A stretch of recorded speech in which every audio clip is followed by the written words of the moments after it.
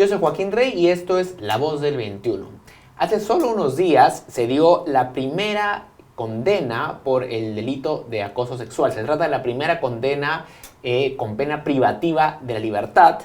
El condenado en este caso fue Alex Manuel Álvarez Silvera, quien ha sido condenado a 4 años y 8 meses. Marca un importante hito en la lucha contra la violencia contra la mujer y el acoso en general.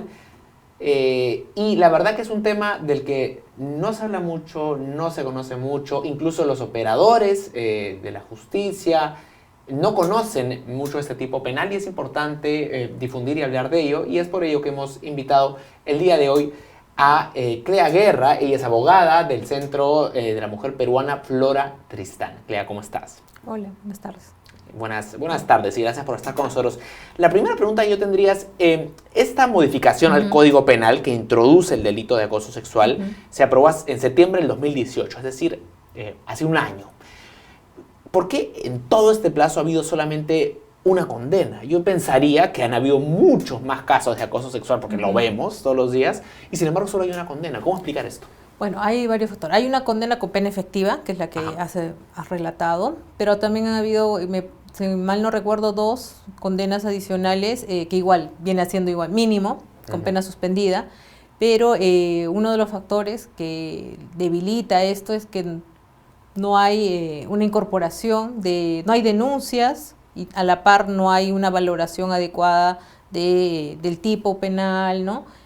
O se exige una meritoria de una carga muy alta de prueba que no necesariamente es lo que se va a obtener, digamos, en un acoso callejero, ¿no? Tendrías que tener, no sé, la grabación o algo que muchas veces es lo que se exige, y dejando de lado que una prueba fundamental en un tipo de violencia sexual, que es el acoso sexual puntualmente, es la prueba, la declaración de la víctima, porque estos hechos muchas veces no ocurren con presencia de otras personas, ¿no? A veces ocurren más soterrados, ¿no? Claro. Con pocos testigos, ¿no? Que puedan dar fe del hecho. Ahora, para que todos entendamos, ¿qué constituye un acoso sexual? Porque hay gente que dice, era solamente un piropo, ¿no? Habitualmente se escuchan esas respuestas. Pero ¿cómo podríamos definir las conductas que ya constituyen un caso de acoso sexual? Bueno, es toda conducta en la que una persona trata de tener algún tipo de cercanía, acercamiento, algún tipo de comunicación, conexión con otra persona para tener algún tipo de actividad de connotación sexual. O sea, vamos a decir, los insistentes escritos por redes sociales, no sé, ¿no? Los llamados piropos, incluso que puede ser por redes sociales o también de forma física, ¿no? El querer acercarse, el seguir a la persona, ¿no? Seguir su ruta normal, no sé, de desplazamiento al trabajo, a la casa, etcétera, al centro de estudios, el tratar de tener algún tipo de intimación, intimidad con la otra persona, y esto que no es querido, no es aceptado por la persona que recibe esta conducta, ¿no? Ahora, la persona tiene que expresar un rechazo y tiene que haber reiteración para que se constituya un acoso. Ya, no tiene que haber reiteración, pero sí tiene que entenderse que es una conducta no deseada, no consentida. No bienvenida. Digamos. No bienvenida, exacto. ¿Y por qué es tan frecuente que no se denuncie? Porque evidentemente los casos son mucho más que las denuncias, ¿no? Bueno, uno que hay que entender que el acoso sexual es una de las modalidades más de violencia basada en género, de violencia contra las mujeres principalmente, y que está muy naturalizada. O sea, hay una alta tolerancia de las personas a considerar esto como que no es una forma violenta, ¿no? O sea, el mismo término de decir no, son piropos, nos está diciendo que para las personas el tener una intromisión, una invasión al espacio de la otra persona, sea mediante la palabra, sea mediante gestos, igual, lo ven como parte de la forma en que se pueden relacionar las personas, sin considerar que esto ya es una invasión, una restricción a su ámbito de libertad, ¿no? Entonces, esto todavía está altamente normalizado, para muchas personas no es violencia, entonces no sé, si yo vivo una afectación, voy a denunciar, nada me garantiza aún en nuestro país de que los funcionarios, los operadores que tendrían que recibirme la denuncia, ¿no? También puedan tener estos estereotipos, estas cargas, y cuando yo relate mi situación, lo que he pasado, me diga, pero es que eso no es un delito, usted está exagerando, que es más o menos lo que viene, lo que muchas veces se lee por redes sociales, ¿no? Que las Incluso personas, a la policía, a donde uno acude a hacer la denuncia. es altamente probable, o sea, todavía nuestros operadores y operadoras, si bien la legislación ha cambiado y están en ese proceso de difundirlo, de conocerlo, a la par debe de ir un trabajo de sensibilizar a las personas para que se liberen de estos estereotipos con los que todas y todos hemos sido criados en nuestra sociedad. O sea, nadie está libre de decir que no tiene estereotipos ni prejuicios, los tenemos. Pero este proceso, cuando uno va a aplicar la normativa, cuando uno es autoridad, pues tiene una doble obligación de liberarse de estos estereotipos para aplicar la normatividad de forma justa, de forma igualitaria, ¿no? Cuando alguien es víctima de acoso sexual o considera que ha sido víctima de acoso, ¿qué debiera hacer? O sea, ¿cuál es el procedimiento a seguir para denunciarlo? Puede acudir a denunciar a la comisaría, a la fiscalía. Es importante que en ese momento trate de recopilar alguna prueba adicional más allá de su testimonio. No sé si hay testigos que tomen los datos de quiénes son, ¿no? Para que puedan ser citados como pruebas adicionales durante la investigación, si tiene alguna grabación, ¿no? Foto, video, audio, ¿no? Tratar de recopilar también en ese momento la información que tenga, fijarse si ha sido no sé, en las calles, si hay alguna cámara de seguridad cerca para que pueda reportar el momento de denunciar y se ha pedido la grabación, ¿no? Para que tuviera una prueba adicional más allá de su testimonio. Porque es curioso que muchas veces cuando alguien denuncia que ha sido víctima de un delito, como que le robaron el reloj o la cartera, todo el mundo te cree, ¿no? Pero si uno denuncia que ha sido víctima de una cosa, como que a veces se da por sentado que de repente no estás diciendo la verdad o estás exagerando, ¿no? ¿Siempre es necesario tener una prueba, como dices tú, una imagen, un video? Mira, no debería ser necesario exigirte esa prueba adicional. O sea, debería también de considerarse la declaración de la víctima. O sea, las personas, iniciar un procedimiento judicial no es algo agradable como para que las personas vayan inventando cosas, ¿no? Y más allá, como este tipo de delitos que tienen de connotación sexual, toda la investigación incluso es doblemente revictimizante, ¿no? Entonces, deberíamos de tener un mayor cuidado de valorar adecuadamente los testimonios, ¿no? Pero es lo que tenemos actualmente, sí se exige que haya algunas otras pruebas adicionales, ¿no? Has usado el término revictimizante.